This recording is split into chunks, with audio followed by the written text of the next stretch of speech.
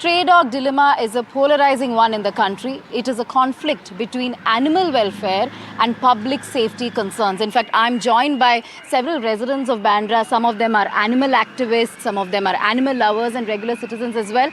Tell me, ma'am, as an animal lover, as a feeder, there is a lot of discussion going on about, is the feeding done in a structured way? Is it causing a lot of problems in the society? Tell us your views. Sometimes yes, a lot of people do object that don't feed them here, don't feed them there, and most of the time we are using precautions like we are using bowls and there's nothing left so that it is dirty or whatever, and I don't know why people have objection. Just one meal giving them, like they cause a lot of problems to feeders. You know, I have been facing, I see people spitting on the road, I see people doing a lot of other things on the road, but that is not a problem.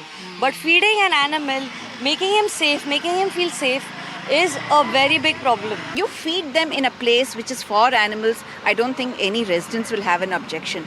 The problem is feeding them in residential areas, in public spaces. Now, all of them may not be as aware as our friend here, but there's a lady on the, who comes and feeds dogs by the promenade, and she just dumps everything and she goes. Now, then the crows come, then you have other rodents come. So we have a problem with rodents, we have the problem with crows, and we have the problem with dogs. So we're not anti-dog, but the way in which it is managed. The reality is that right now stray dogs are part of our ecosystem in India, and it's our moral duty to care for them in a humane way. According to Rule 20 of the Animal Birth Control Rules of 2023, the feeding of animals in public spaces is legal. So the people in our community who are feeding the dogs are actually doing us a service in a way, because it's making the dogs friendlier and less aggressive. So right now the way to control the stray dog population in a humane way is TNVR, which is trap, vaccinate, neuter and return. So to do that, feeding is a means for that. That's why even the Bangalore civic body, the BBMP, has said that they are launching a feeding initiative. And even in Bombay, the High Court has stopped societies from barring their residents from feeding dogs. So there's a reason behind all of this. The feeding just has to be done in a safe and structured way. So that involves like set times, designated areas away from where the public is, away from where children play.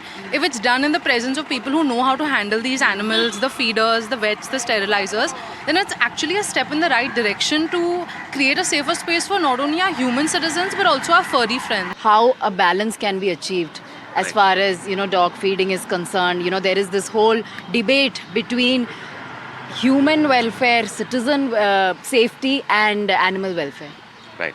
So I was working with some of these people here recently in a very nice social cause, and as a practicing lawyer I had to leave midway, but I did some research, and the World Health Organization has said that stray dogs are a menace.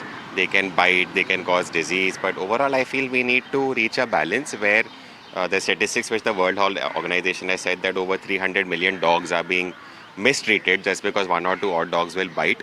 So there is an innovative way where citizens can come together, brainstorm, reach a solution where we can maintain hygiene, we can maintain the health and safety of the dogs, and we can also keep an amicable solution so that the societies can propose measures so that there is a win-win situation on both sides.